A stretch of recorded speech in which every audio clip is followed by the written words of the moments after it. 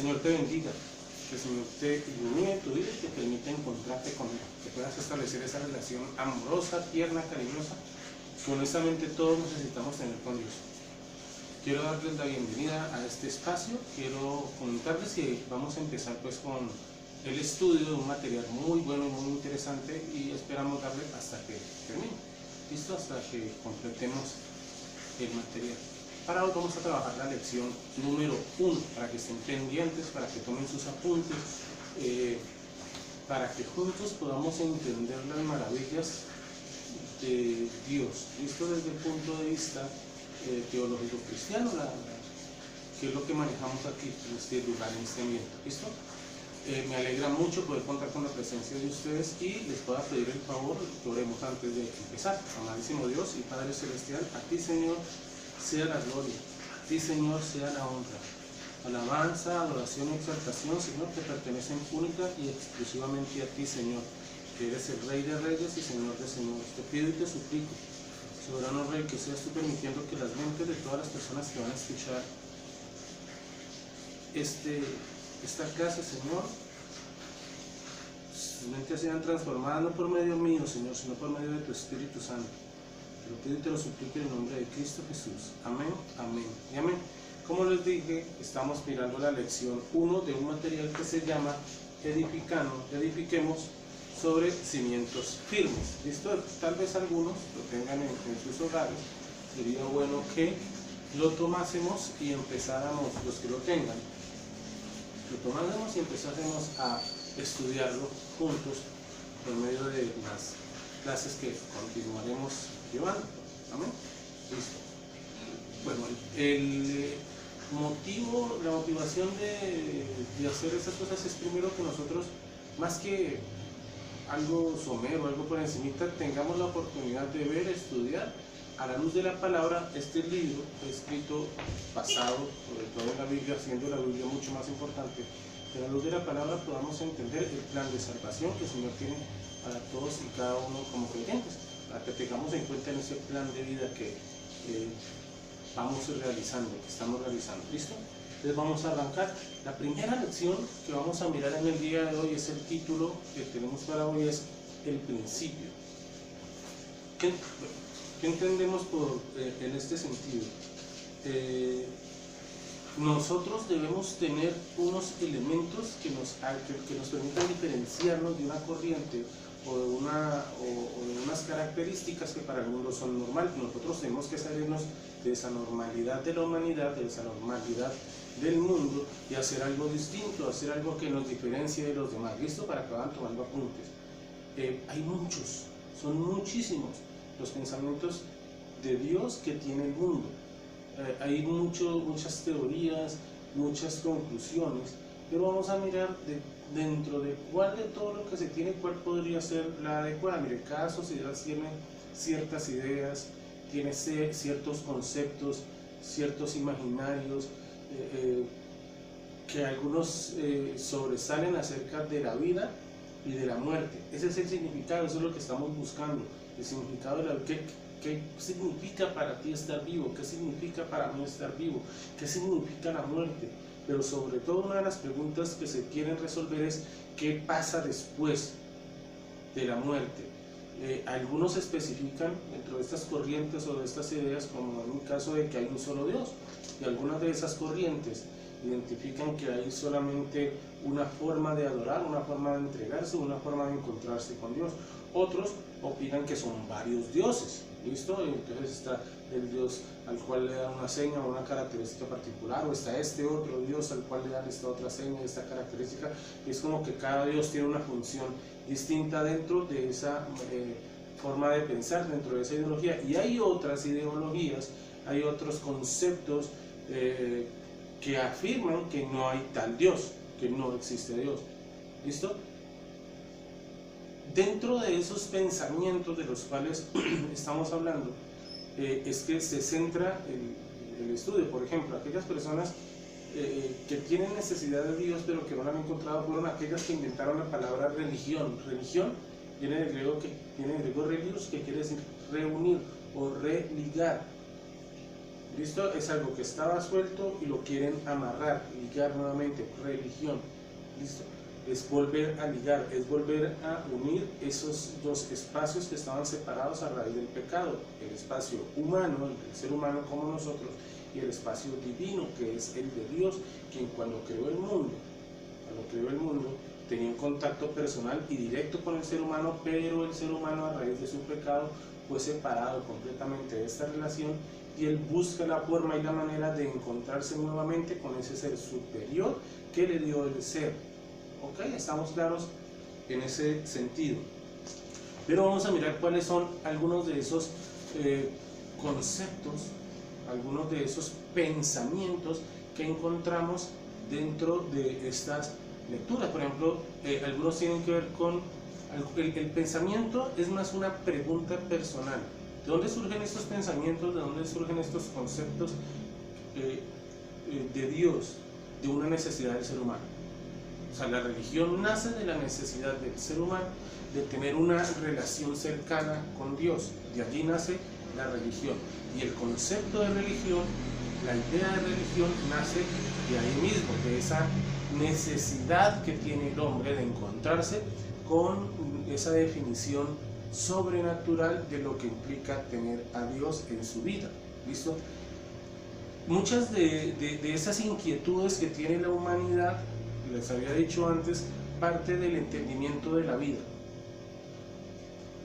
No, algunas personas pueden estar respirando en este momento, pero no hay una identidad, no hay un concepto claro de lo que implica estar vivo. Y sí, llegan a medio acercarse al concepto de lo que es estar vivo, llegan a una equivocación total y completa.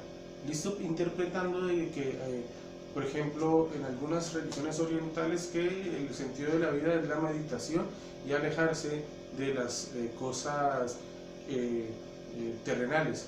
Para otras corrientes, lo importante es vivir, gozar y disfrutar, porque nada existe. Entonces es lo contrario a estas religiones orientales. Otras buscan un placer físico, otras un placer espiritual, otras hacen esa combinación. Al final de cuentas todas están buscando lo mismo, y es lo que dije al principio: poder entender la respuesta de la vida, de la muerte y la vida después de la muerte. Ese pensamiento, esa idea nos ha llevado a la conclusión, al deseo, mejor dicho, para expresarlo en las palabras correctas, al deseo de querer alcanzar algo que me permita tener la esperanza de que hay algo más allá de mi propia vista, de mi propia misión. ¿Listo? El ser humano está creando, en medio de esas inquietudes, unos conceptos sobre el mundo. En medio de sus inquietudes y con las herramientas que tiene, está creando unos conceptos sobre la vida, sobre la muerte y sobre la vida después de la muerte. Él quiere conocer más allá. Recuerdo una entrevista que veía cuando recién murió Diomedes Díaz, y él decía que él no se quería morir porque tenía miedo de saber para dónde iba. En ese momento yo pensaba, lástima que no hubo un creyente que le pudiese decir en ese momento: yo sé para dónde va usted, por la forma en la que está caminando. Bueno, y si lo hubiera habido, quién sabe si hubiesen atrevido a decírselo. Entonces Diomedes Díaz, en ese momento, no es el único que tiene esa pregunta. El mismo dictador venezolano Chávez en algún momento afirmó que sentía miedo de morir, contrario a lo que sucede con Pablo. Pablo, cuando habla de su muerte, Pablo lo que dice es: porque para mí el vivir es Cristo y el morir es ganancia. Una cosa completamente distinta a lo que está diciendo el mundo en este momento, a lo que dijeron estas personas. Pablo lo que está afirmando es que para él hay un deseo de morir. ¿Por qué? Porque él sabe para dónde va, él entiende. Ahora, ¿de dónde tuvo Pablo esa revelación? Algunas personas dirán que todas las creencias son verdad y que todas las religiones llevan a Dios y que todos los dioses de todas las religiones es el mismo, y ese es un concepto errado. Si fuese así, si fuese de esa manera, entonces cuando Jesús, que está en la cruz del Calvario y empieza a orar al Padre diciéndole, después de haber sudado sangre, después de haber estado supremamente estresado por lo que estaba viviendo, por lo que estaba sintiendo, por lo que estaba pasando, si lo que dicen algunos hubiese sido cierto, entonces cuando Jesús ora al Padre y le dice, si es posible que pases de mí esta copa, básicamente lo que él está diciendo es, si hay otra manera en que sufra otro, no sé, llámate a Judas que me traicionó, que sea él el que pague. Si hubiera habido otra manera de que esa deuda hubiese sido pagada, entonces no hubiese sido necesaria la muerte de Jesús. Si por medio de otras creencias, si por medio de otras religiones hubiese sido posible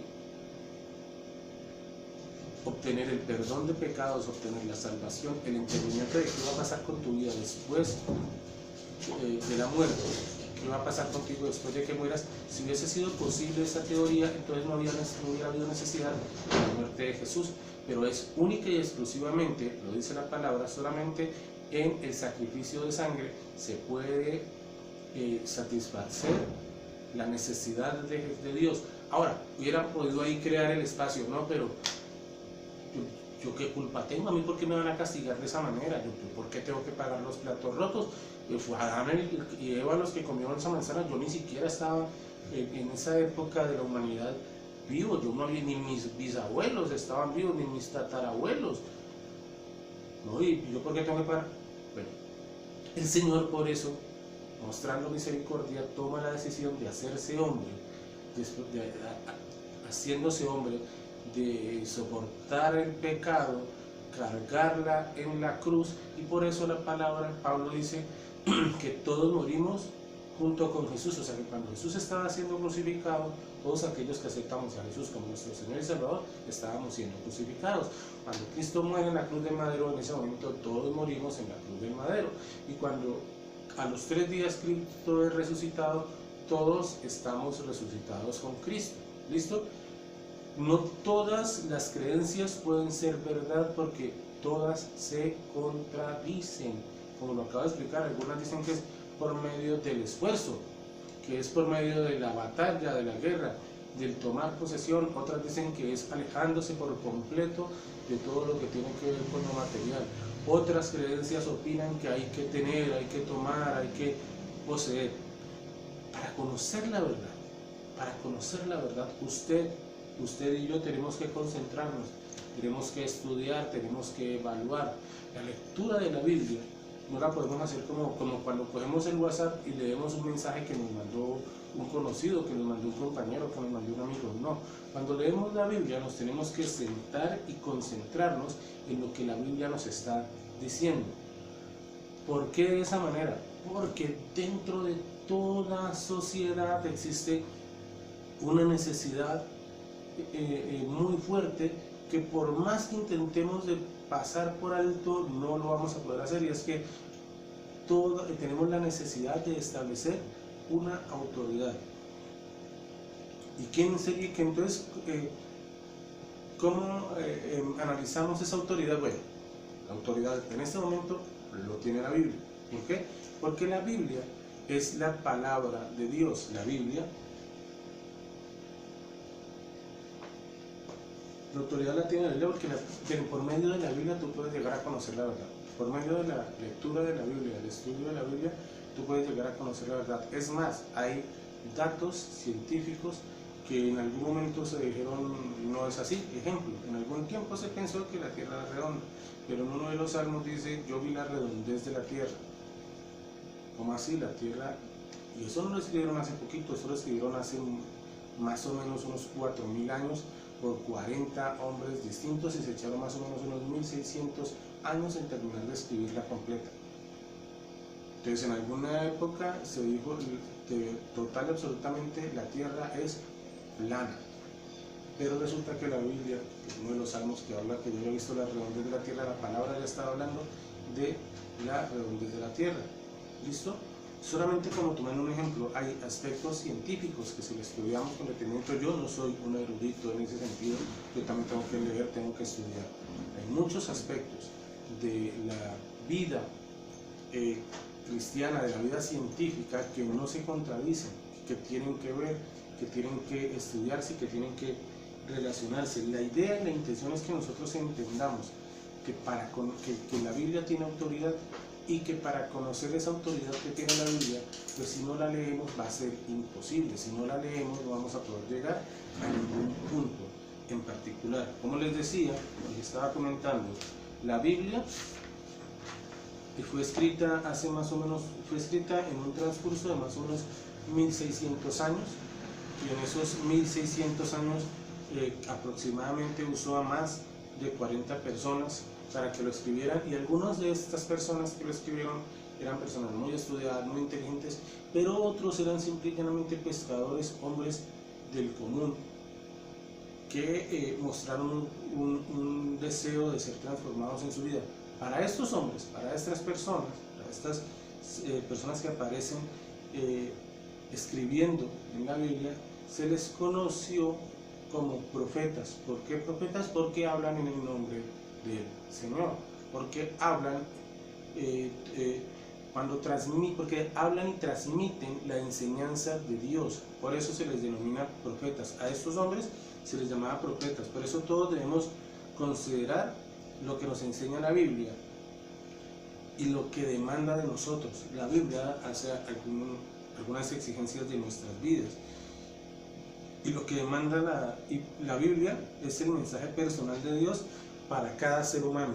Yo en la Biblia tengo algunos mensajes, tengo algunas lecturas que los considero personales, que los tomo para mi vida personal, que los estudio, que me concentro en ellos y que trato de ejercerlos para mi vida. A esos se les puede llamar versículos rema o procesos. De pronto tú tienes algún versículo en la Biblia que te gusta mucho, si tú eres un ávido lector de la Biblia, o tal vez tú eres ese tipo de persona que no eres no te concentras mucho en la lectura de la Biblia, pero permanentemente estás escuchando que la gente repite cierto tipo de palabras, y aunque en este momento no lo reconozcas o no caigas en cuenta, yo estoy seguro que te has aprendido algún versículo, porque de tanto escucharlo terminas aprendiéndotelo, terminas gustándote, y cuando estás en momentos de no sé, miedo o estrés, hasta lo repites en tu mente. Un ejemplo cortico: el Padre Nuestro está en la Biblia, lo has escuchado cualquier cantidad de veces, y te aseguro que en algún momento, así ha sido cuando estabas chiquito, de miedo o de susto, dijiste Padre Nuestro que estás en el cielo, o sea, te estás identificando con él. Segunda de Timoteo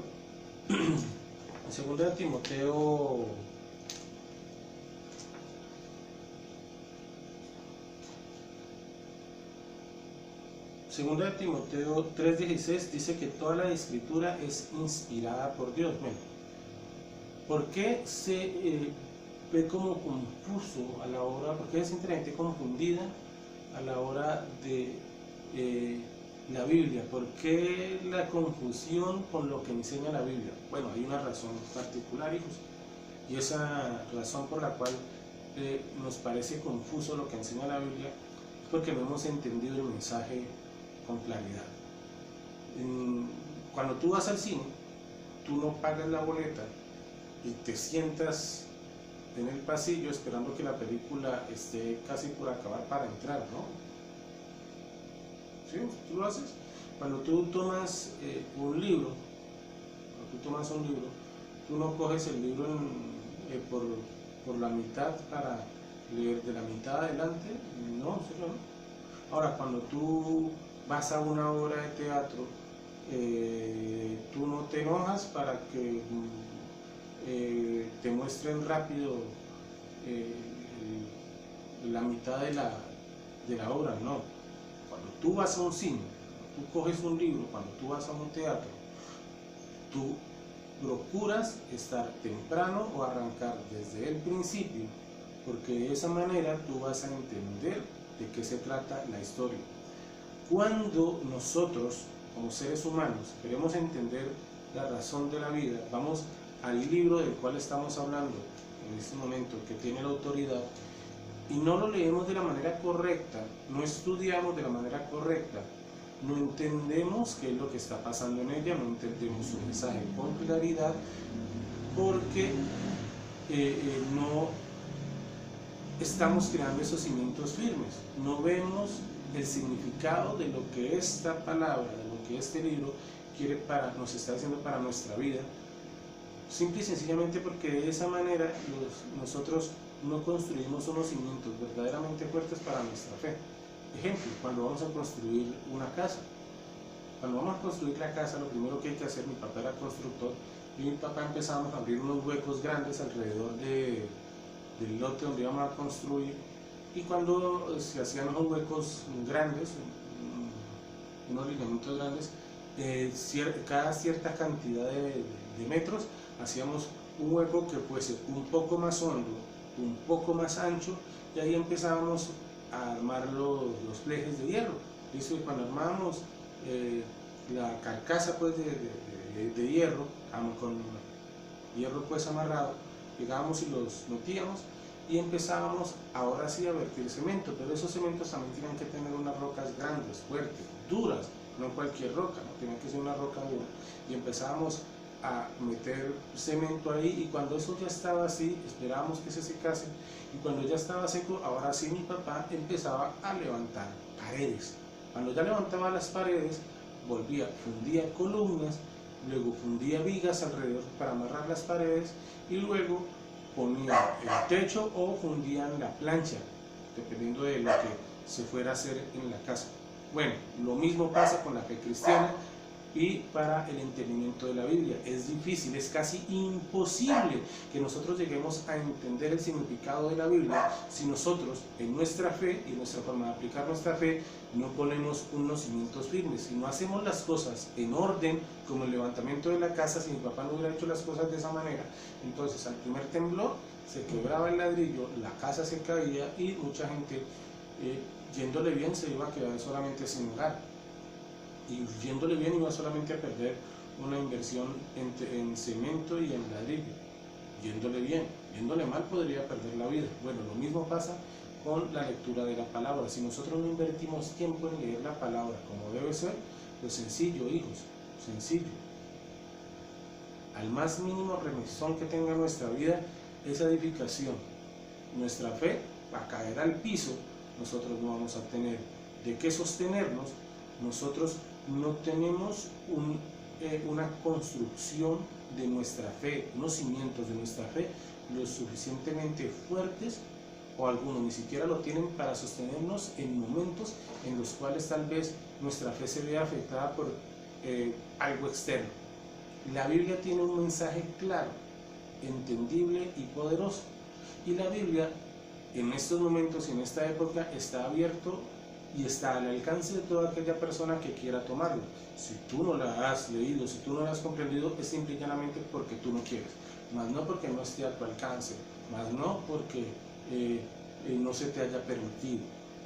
¿Listo? Porque empezando que hay cualquier cantidad de formas, lo hay en celulares, lo hay en tablets, en computadores. A mí me gusta mucho así en físico, pero la base para crear nuestra historia, la base para entender la Biblia es la palabra, ¿listo? Es la que tiene la autoridad. ¿Y cómo entendemos la autoridad que tiene la Biblia? Pues leyéndola. ¿Y cómo la vamos a leer? Desde el principio. ¿Sobre qué base debe estar edificada nuestra fe? Sobre la base que la palabra nos enseña. Y temas más adelante vamos a entender qué es esa base, qué es esa verdad, qué es esa característica. Miren, la Biblia, este libro, siendo muy bueno y muy interesante, no existiría sin este libro.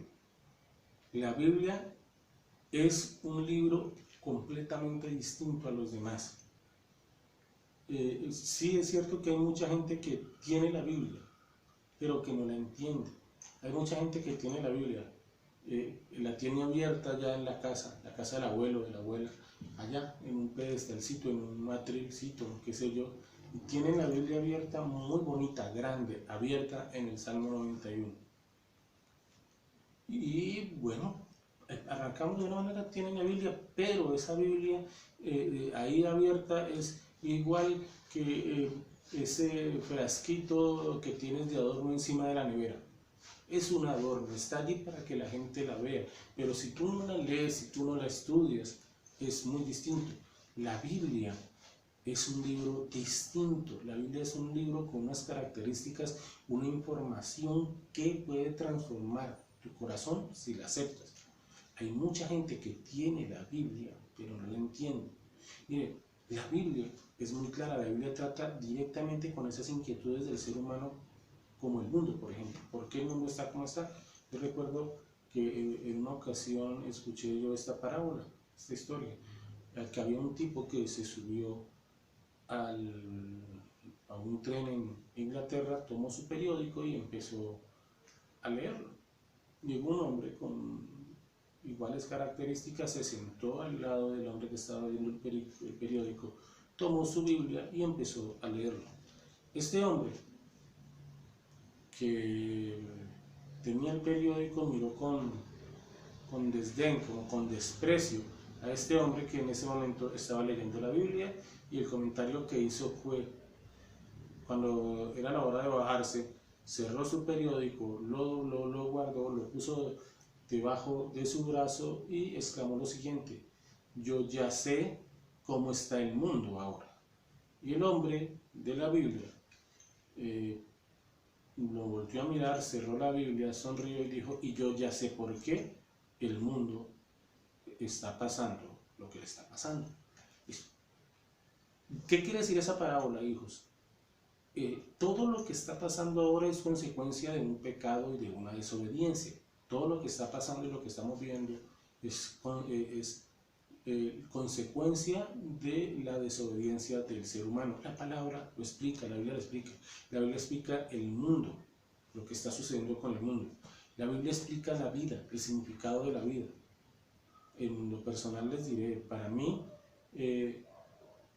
todo lo que pude haber vivido, pasado en alguna época, los placeres y las cosas que pude haber experimentado no los cambio absolutamente por nada de las bendiciones que tengo ahora. Ahora entiendo, o por lo menos estoy en ese esfuerzo, y estoy mucho más contento y en una felicidad mucho más estable de lo que he tenido. Paso problemas, ay, que por aquí esto, que por acá esto otro, qué problemas en el colegio, qué problemas con la salud, que, bueno, cualquier cantidad de cosas que se pueden presentar. Para mí ya no son tan importantes como si lo es mi comunión con el Señor y las bendiciones que tengo ahora, a mis 42 años. No se comparan en nada con los placeres que pude haber tenido hace algún tiempo. No cambio absolutamente nada, me quedo con este momento, me quedo con esta situación, me quedo definitivamente con esta sensación de paz y de tranquilidad que tengo ahora, y jamás quisiera volver atrás, no quisiera volver atrás. La Biblia explica aún el significado de la muerte. En la Biblia hay dos significados de muerte: hay una muerte espiritual y hay una muerte física. La muerte física es cuando, claro, ya tus órganos, tu corazón, tu cerebro dejó de funcionar, quedas allí, tieso, como dicen por ahí, y ya dejaste de existir. En cambio, la muerte espiritual es estar separado del Señor, ¿listo? Entonces, para el cristiano que muere, hay un entendimiento de lo que va a pasar después de su muerte. Para el que no ha recibido a Jesús como su Señor y Salvador, no hay un entendimiento de ese suceso, y empiezan a tener miedo a lo que puede pasar después de la muerte. Mire, solo Dios nos puede contar las cosas desde el principio. ¿En dónde? Aquí. Solamente Dios nos puede contar las cosas desde el principio, porque Él es el único que vivió desde el principio. Por eso Génesis 1:1 dice que en el principio la tierra estaba desordenada y vacía. Por eso Juan 1:1 también nos habla todo lo que era el comienzo. Solamente Dios nos puede hablar de lo que era el comienzo, porque Él es anterior a la existencia misma. Él es eterno, Él no tiene principio, Él no tendrá fin. Quizás usted se ha preguntado alguna vez de dónde venimos. No piensa que todo vino de una gran explosión, ¿cierto? El Big Bang. Y se hacen estudios, pero hay un problema. ¿Y de dónde salieron los elementos para que se diera esa explosión? Algunos dicen que no, que se dio porque había unos elementos, unas piedras volando en el espacio, llegaron y golpearon la Tierra, y ellos tenían unos virus, unas bacterias, y las bacterias se transformaron en vida. Ok, listo, supongamos que es así. ¿Y de dónde salió esa piedra? ¿De dónde salió esa vida?